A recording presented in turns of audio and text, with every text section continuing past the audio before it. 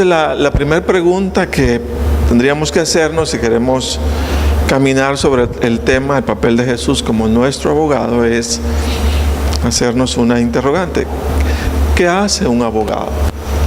¿Cuál es la función de un abogado? Y un abogado, o sea, lo que hace es que ante un juez, un abogado lo que hace ante un juez es defender la causa por la cual una persona está siendo señalada, acusada o condenada. Ese es el papel. Dice que la función de un abogado es presentar los argumentos necesarios que demuestren la inocencia de quien se acusa. Ese es el papel. Yo recuerdo que tuve que estar en el juicio de de una hermana que entre esas cosas ella venía saliendo de su trabajo y venía en su vehículo. Luego exactamente a la par de ella le sobrepasó un tráiler, ¿no? Un tráiler muy grandotote. Y cuando le iba sobrepasando, movió el vehículo. Ella tuvo que mover su vehículo, siendo que venía muy al asno. En ese movimiento que hizo de girarse en carretera, ¿verdad? Pasó a la parte donde camina la gente y se pasó llevando a una persona. Inmediatamente falleció. Una joven, ella. Y acá la gente no se espera. Acá prefieren defenderse fuera del asunto que estar preso, pues. Aquí lo hacen así, en otro lado a lo mejor. Aunque ahora otorgan beneficios a aquel que se quede esperando, pero a veces algunos no confían en las leyes, ¿verdad? La cuestión es que la hermana luego puso su abogado y tuvo que pasar pues ese proceso. Pero yo recuerdo que a mí me dolió, pues, porque como uno la conocía a ella, cuando entraron los fiscales, entraron a hacerla pedazos hasta donde pudieran, pero exageradamente. Porque esa es la función del fiscal, hacer pedazos, condenar. El fiscal va a condenar, independientemente si sea o no sea, él va a condenar. Pero luego salieron los abogados, pues, de ella, y trataron de justificar, pues, el hecho de que había sido un accidente. De ella, pues, en ningún momento voluntariamente, pues, ella había pretendido pasarse llevando a la persona. Entonces narro esto porque eso es precisamente la labor de un abogado. Dice que un abogado lo que hace ante el juez es defender, fíjese, la causa por la cual una persona está siendo señalada, condenada o acusada. La función de un abogado es presentar los argumentos necesarios que demuestren la inocencia de quien se acusa, ¿verdad? Yo la voy a dejar ahí porque la idea es, sobre todo, hacernos la idea, o más bien la idea es que tengamos claridad, en nuestro pensamiento de cuál es la función de Jesús como nuestro abogado. Porque exactamente Él va a hacer eso, Él lo que va a entrar, ¿verdad? O sea, su papel delante del juez de jueces, nuestro Padre Celestial, lo que va a hacer es defender nuestra causa. Pero ¿por qué la defiende? ¿Verdad? Sería pregunta. Mire, cada vez que alguien peca o que pecamos, ¿verdad? Cada vez que alguien peca, dentro de la justicia divina lo que hace es sumar a la lista de delitos todo aquello por lo cual una persona merece ser condenada o merece pagar las consecuencias, en este caso por su pecado. Entonces, pero estamos hablando sobre todo de alguien que no conoce al Señor. Entonces lo que hace es ir sumando, ¿verdad? Bueno, hoy mintió. Hoy volvió a mentir. Entonces, y va sumando toda una cadena y toda una lista que se le va acumulando dentro de la justicia divina.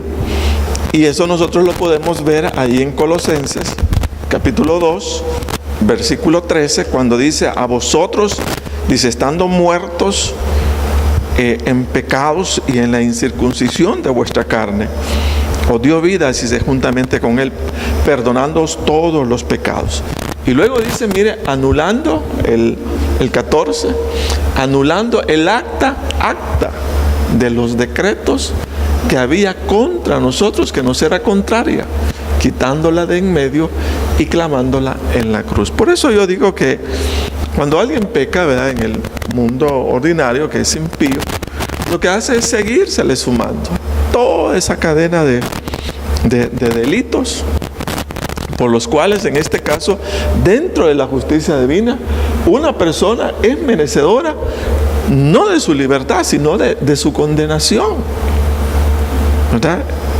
Entonces quedémonos con eso, de que hay una lista, que hay una cadena de pecados que no se borran, no se pueden borrar, sino que el Señor en cualquier momento puede solicitar cuenta, pues, de toda esa cadena de males. Ahora, cuando una persona se convierte, y esto es lo lindo en el Evangelio, cuando una persona se convierte al Señor Jesucristo, quiero decirles que esta persona pasa de un sistema de justicia a otro sistema de justicia diferente.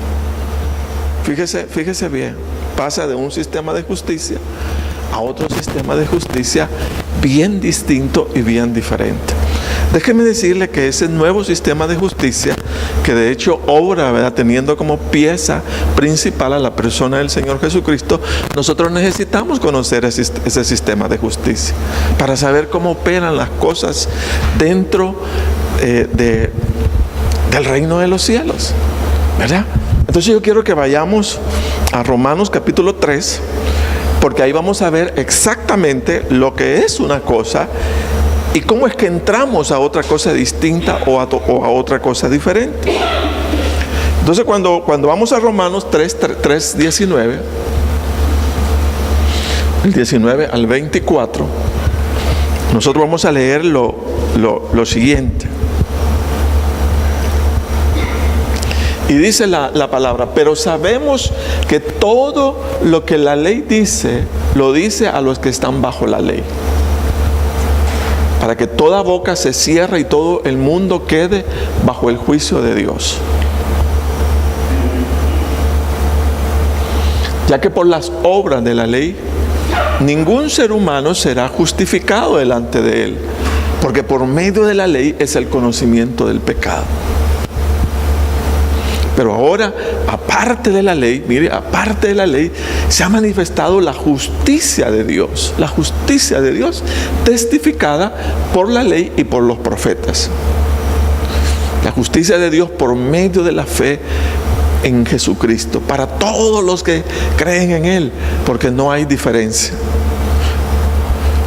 Por cuanto todos pecaron y están destituidos de la gloria de Dios, siendo justificados gratuitamente por su gracia mediante la redención que es en Cristo Jesús. Entonces decíamos que estando en el Señor, nosotros hemos pasado a otro sistema de justicia. ¿Cuál era el sistema de justicia que había antes de la venida del Señor Jesucristo? Lo que obraba era la justicia a través de la ley. Y la justicia a través de la ley lo que decía era ojo por ojo, diente por diente, ¿verdad? Entonces, esa era la forma en la que operaba la ley. Pero luego, cuando viene, ¿verdad?, el Señor Jesucristo, dice que ahora, aparte de la ley, del sistema de la ley, dice, ahora se ha manifestado la justicia de Dios, la justicia de Dios a través de la persona del Señor Jesucristo. Entonces lo que quiero que quede claro es precisamente eso. Cuando estamos sin Cristo, estamos bajo un sistema de justicia.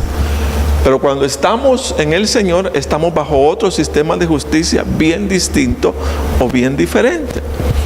Entonces por eso nos interesa, porque como creyentes o como cristianos necesitamos saber bajo qué sistema de justicia estamos funcionando. Porque eso nos va a ayudar. Mire, cuando el Señor Jesucristo ofreció su vida para morir en la cruz, lo que hizo fue cargar, oígase bien, con todo el pecado de la humanidad, saldando de esta manera toda la deuda que el hombre debía a la justicia divina por causa del pecado. Y esto es una cosa lindísima. Voy a repetirlo. Cuando el Señor Jesucristo ofreció su vida para morir en la cruz, lo que hizo fue cargar con todo el pecado de la humanidad, saldando de esta manera toda la deuda que el hombre debía a la justicia divina por causa del pecado. Y de acá que se usa una frase, una palabra que se llama propiciación. Dice 1 Juan 2:2, dice, y Él es la propiciación, dice, por nuestros pecados. Y no solamente por los nuestros, sino también por los de todo el mundo. Entonces todos habíamos pecado. Y pues la humanidad tenía una deuda para con Dios. Fruto pues de que todos éramos pecadores. Pero viene Dios y se las ingenia de cómo, fíjese, cubrirse esa deuda, en este caso a sí mismo, a fin, óigase bien, de que la justicia de Dios estuviera satisfecha y que de esa manera pues el Dios Todopoderoso pudiera volverse con todo el favor y con toda la gracia hacia el hombre o hacia el ser humano.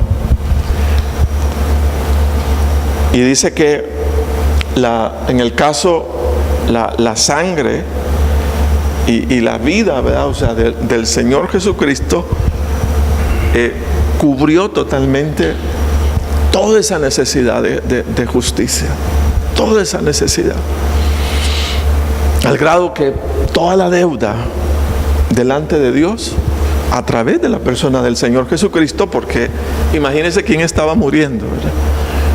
O sea, había sido cubierta en Cristo Jesús, ¿verdad? Había sido cubierta.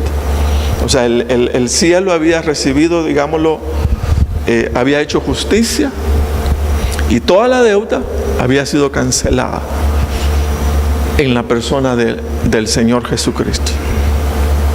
Él, como Hijo de Dios, en este caso no como persona común y corriente, se ofreció a sí mismo, y fue tanto, imagínese usted el peso, ¿verdad?, del sacrificio que fue presentado a través de la persona de Cristo Jesús, que dice que cubrió, Él es la propiciación, dice, por nuestros pecados.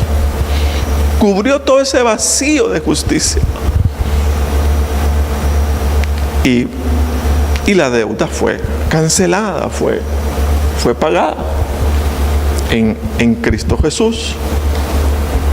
Entonces, pero el Señor Jesucristo no solo saldó la deuda que el hombre tenía ante la justicia divina, sino apertura, óigase bien, un nuevo modelo de vida que le permita al hombre vivir vidas agradables delante de Dios y ya, hermanos, no estar sujeto a la esclavitud del pecado. Ya no más. ¿Por qué?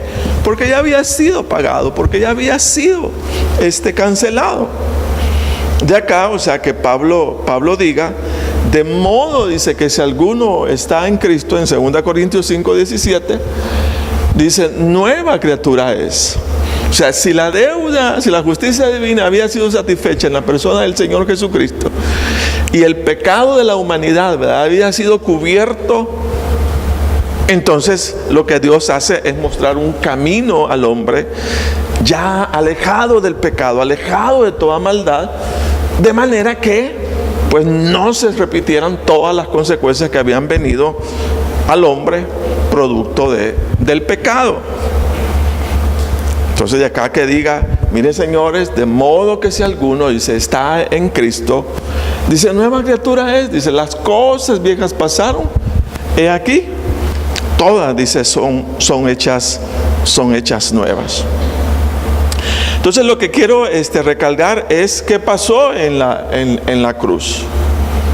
Vamos a Colosenses 2:14, dice Colosenses 2:14, anulando el acta de los decretos que había contra nosotros, que nos era contraria, quitándola, dice, de en medio y clavándola en la cruz. Entonces toda esa lista de pecados, ¿verdad? Tanto en el caso suyo como mío, dice que fue cubierta, fue pagada dentro de la justicia divina, recibiendo pues el sacrificio, en este caso ya no de un animal, sino de la persona del Señor Jesucristo. Él había cubierto todo nuestro pecado, Él había cubierto toda nuestra maldad. Dice que en la cruz, óigase bien, todos nuestros pecados presentes, pasados y futuros fueron ya perdonados. Pero yo añado, siempre y cuando vivamos una vida de arrepentimiento y temor delante del Señor. Porque no vamos a usar esto como libertad para pecar y decir, como Dios ya me perdonó en Cristo, entonces yo puedo pecar y pecar y pecar y yo sé que Dios me va a perdonar. Eso no se usa ni debe de usarse nunca, ¿verdad? Si no, ya vamos a ver. Mire, la mayor debilidad de los cristianos, hermanos, es no tomar conciencia del sacrificio de Jesús y mantenernos activos en una vida de pecado, levantando en este caso nuevos juicios ante la justicia divina, cuando estos ya fueron pagados con sufrimiento por el Señor Jesucristo. Eso es un error que nosotros cometemos. Repito, la mayor debilidad de los cristianos es el no tomar conciencia del sacrificio de Jesús y mantenernos activos en una vida de pecado, levantando nuevos juicios ante la justicia divina, cuando estos ya fueron pagados con sufrimiento por el Señor Jesucristo. Si ya pagó Él nuestros pecados, entonces la sabiduría en cada uno, o la inteligencia, debería llevarnos a luchar en contra de todo aquello que ofenda al Señor. Luchar en contra de todo aquello que me pone sobre todo en consecuencias difíciles espiritualmente. Mire, el tomar conciencia de la justicia divina y ver al Señor pagando por mis pecados, dice que debería levantar en el cristiano una seria actitud de agradecimiento en el Señor y un total cuidado por seguir un camino de santidad que le permita honrar el sacrificio del Señor Jesucristo y dar testimonio al mundo de la preciosa vida que podemos vivir en Cristo Jesús. Eso es lo que nos corresponde. Repito, el tomar conciencia, mire, de la justicia divina y ver al Señor pagando por mis pecados, debería de levantar en el cristiano, dice, una seria actitud de agradecimiento en el Señor y un total cuidado por seguir un camino de santidad que nos permita honrar el sacrificio del Señor Jesucristo y dar testimonio al mundo de la preciosa vida que podemos vivir en el Señor. Eso es lo que tendríamos que hacer. Ahora, la manera en la que el autor de Hebreos describe las consecuencias sobre quien no se persuade a alejarse del pecado, aún conociendo al Señor Jesucristo, es bien dura, fíjese, es bien grave. Y dice Hebreos 10:26 lo siguiente.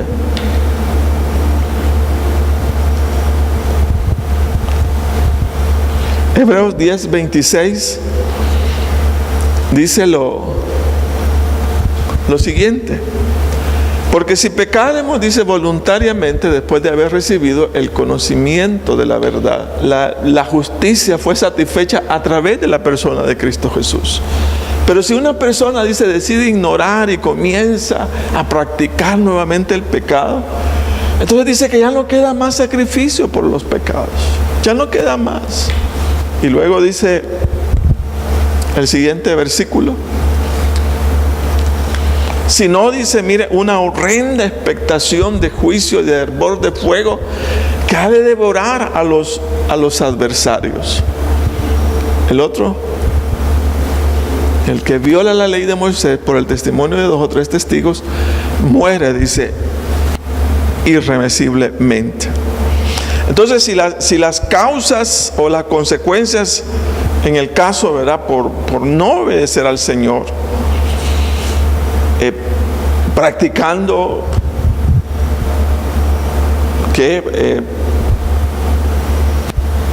el pecado, resultan ser muy serias para un creyente.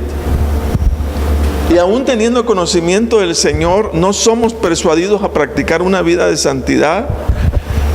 Entonces, de alguna manera, como que no hemos entendido el mensaje del Evangelio.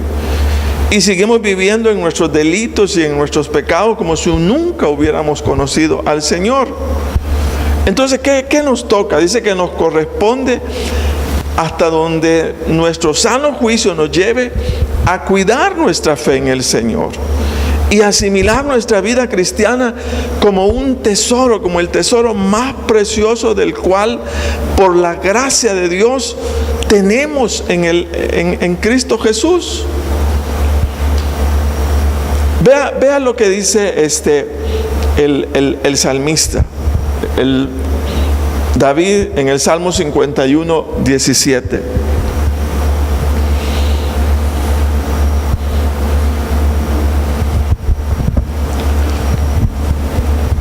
Él dice lo siguiente: los sacrificios de Dios son el espíritu quebrantado. Al corazón, dice, contrito y humillado, no despreciarás, dice, tú, oh Dios. Entonces, si tenemos conciencia de hasta dónde, mire, fue capaz el Señor de ofrecerse a sí mismo por morir por nuestros pecados, entonces, uno de los sacrificios gratos a nuestro Dios es el presentarnos de manera sincera, dice, contritos, humillados, cuando estamos conscientes, ¿verdad?, que hemos fallado. Y dice que esos sacrificios, dice que el Señor no los desprecia, sino todo lo contrario. Dice que los acepta. Por eso decíamos, incluso el miércoles pasado lo mencionábamos, que una de las prácticas en la vida de todo creyente, ¿verdad?, siendo que conocemos el sacrificio de Jesús, es básicamente, hermano, nuestro arrepentimiento. Y ese arrepentimiento dice que tiene que funcionar todos los días, a manera de hacer vida la palabra, no alejarnos del Señor y permanecer, pues, en una comunión constante con Él. ¿Qué dijo el apóstol Juan ante el pecado que puede surgir en sus hijos? ¿Qué es lo que tenemos que hacer? Vamos a 1 Juan 2:1. Y oiga lo que dice. Si hay tal justicia divina, y ya no estamos bajo el sistema de la ley, sino que ahora estamos bajo el sistema de la gracia a través de la persona del Señor Jesucristo, entonces no tenemos por qué permanecer alejados de Dios o del Señor, sino que podemos, aún con nuestras debilidades o deficiencias personales, podemos mantener nuestra comunión con Dios y podemos hacer uso de la justicia divina tal como la palabra de Dios lo presenta. Y mire lo que dice el versículo. Dice: hijitos míos, Eso significa que no está tratando con personas impías, no está tratando con personas inconversas, sino que está tratando con un hijo de Dios. Entonces dice, mira, hijo, ¿verdad? Hijitos míos. Imagínense usted al Señor hablando, ¿verdad? Dice, hijito mío, o hijita mía, ¿verdad? Estas cosas, dice, os escribo. Dice, para que no pequéis. Mire, el deseo de Dios es que nos mantengamos alejados de toda práctica o de todo aquello que deshonra al Señor y que de hecho, o sea, nos contamina, nos mancha y sobre todo anula la gracia de Dios para nuestra vida. Entonces dice, hijitos míos, estas cosas os escribo, dice, para que no pequéis. Ese es el deseo de Dios. Pero luego dice, y si alguno hubiere pecado, mire, y si alguno hubiere pecado. Entonces dice, abogado, dice, tenemos para con el Padre a Jesucristo el justo. Y lo que me dice a mí es lo siguiente, no, fallaste, no tienes por qué quedarte condenado. No tienes por qué quedarte señalándote, ¿verdad? O sea, a ti mismo por tu error, por tu mal proceder.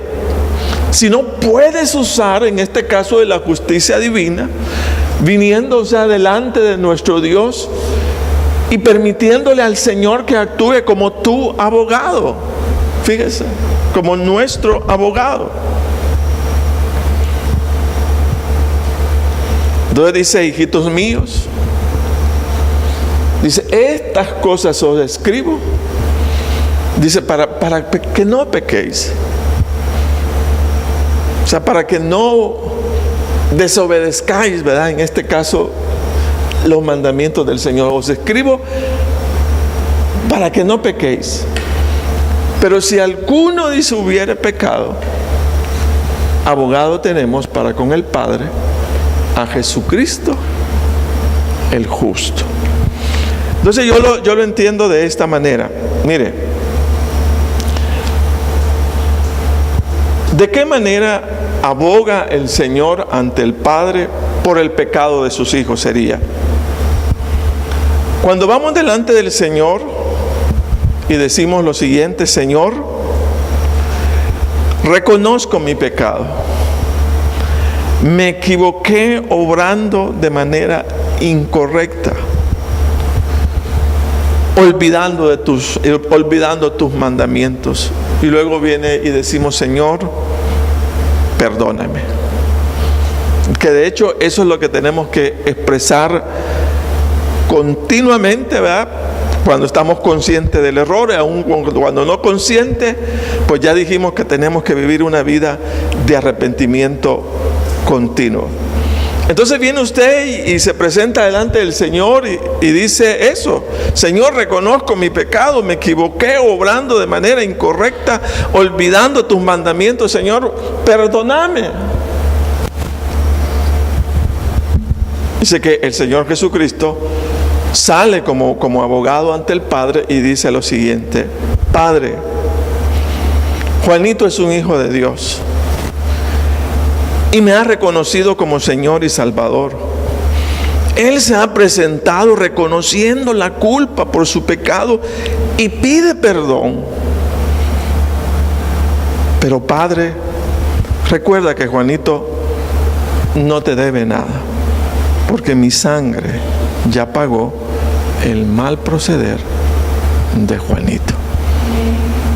Entonces viene el Señor y actúa como nuestro abogado. Óigase bien, declarándonos inocente. ¿Pero por qué nos declara inocente? Bueno, porque como en la cruz el Señor nos sustituyó en el castigo que nosotros merecíamos. Él lo tomó por nosotros. Eso significa que delante de la justicia divina nosotros no debemos al Señor nada. ¿Por qué? Porque ya nuestro error fue pagado por la persona del Señor Jesucristo. Amén. Entonces eso hermanos, es lindo. Es maravilloso, porque no tenemos que cargar. Pero por eso decíamos, pero tampoco podemos jugar, ¿verdad?, con esa gracia y volver a fallar y volver a fallar, sino arrodillarnos y pedirle al Señor toda su ayuda, de manera que tengamos, ¿verdad?, toda la fuerza necesaria y suficiente para vivir una vida alejada de todo aquello que desagrada el nombre del Señor. Porque viviendo, fíjese bien, en pecado, lo que hacemos es vivir como delincuentes bajo la justicia divina. Y si no pedimos perdón, entonces toda la consecuencia, viene sobre nosotros. Entonces dice, si tenemos un abogado, en este caso, si usted y yo tenemos un abogado delante del Padre, y hay errores y hay fallas, entonces no tenemos, fíjese bien, que cargar con la culpabilidad. ¿Por qué? Porque podemos ir al Señor Jesucristo, pedir el perdón y permitir que nuestro abogado nos defienda delante del Padre Celestial.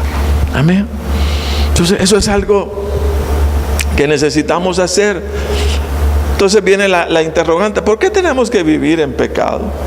¿Por qué tenemos que vivir levantando consecuencias que nos hacen llorar y sufrir, cuando podemos apartarnos del mal y vivir una vida de obediencia al Señor? ¿Por qué?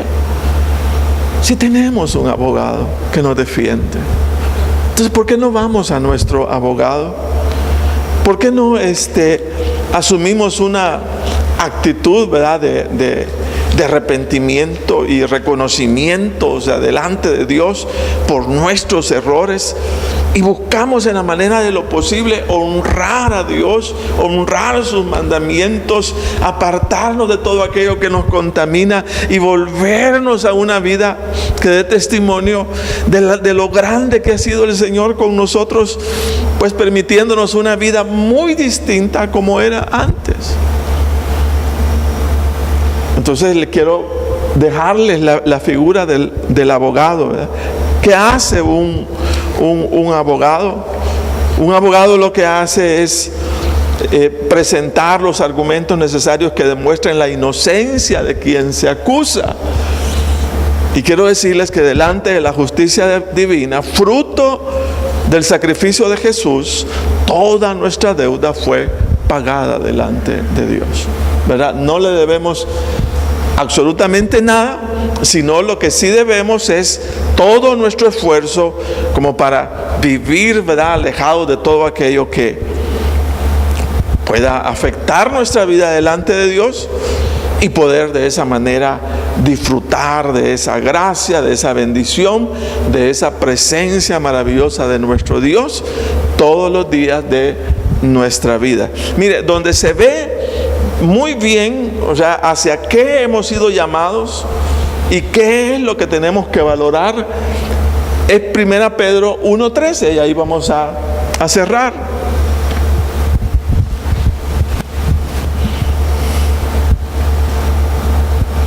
Primera Pedro 1:13 dice lo siguiente: por tanto, dice, ceñid los lomos de vuestro entendimiento. Sed sobrios y esperad por completo en la gracia que se os traerá cuando Jesucristo sea manifestado. Mire, como hijos obedientes, hay parte que somos obedientes, no parte que somos desobedientes. No os conforméis, dice, a los deseos que antes tenías estando en vuestra ignorancia, cuando no conocíamos lo que era la justicia divina, sino como aquel, dice, que os llamó es santo, dice, sed también vosotros santos en toda vuestra manera de vivir, porque escrito está: sed santos, dice, porque yo soy santo. Y si invocáis por Padre a aquel que sin acepción de personas juzga según la obra de cada uno, entonces, dice, conducíos en temor todo el tiempo de vuestra peregrinación, sabiendo que fuiste rescatados. Mire, sabiendo que fuiste rescatados de vuestra vana manera de vivir, la cual recibiste, dice, de vuestros padres, no con cosas corruptibles como oro o plata, sino con la sangre preciosa de Cristo, como de un cordero sin mancha y sin contaminación. 21, hasta el 21. Ya destinado desde antes de la fundación del mundo, pero manifestado en los tiempos postreros. En los postreros tiempos, por amor de vosotros. Y mediante el cual creéis en Dios, quien le resucitó de los muertos y le ha dado gloria para que vuestra fe y esperanza sean en Dios. Entonces ahí se nota, ¿verdad? El llamado que tenemos. Dice, comienza: hijos obedientes, ceñid los lomos de vuestro entendimiento, ser sobrios y esperar por completo en la gracia que se os traerá como hijos obedientes. Miren, no os conforméis, sino aprendamos, ¿verdad?, a valorar toda esa gracia, o sea, que ha sido derramada en la persona del Señor Jesucristo. Y hermanos, que el Señor nos ayude de veras a disfrutar de esa bendición de saber que podemos caminar una vida iluminados por el Señor, y sobre todo pues una vida que lleve honra y lleve gloria a la persona del Señor Jesucristo. ¿Cuántos agradecemos al Señor por su sacrificio en la cruz? ¿Cuándo entendemos que ese sacrificio Él lo hizo por mi pecado? ¿Cuántos entendemos, hermanos, que en su sacrificio, ¿verdad?, el Señor básicamente dio todo por nosotros? Y para que sigamos viviendo en esa vida, imagínense que estando hoy todavía en pie, dice que Él actúa como nuestro abogado, a fin de que no quedarnos enredados, ¿verdad?, en la trampa del pecado, sino continuar viviendo para la honra y para la gloria de nuestro Dios. ¿Por qué no nos ponemos de pie?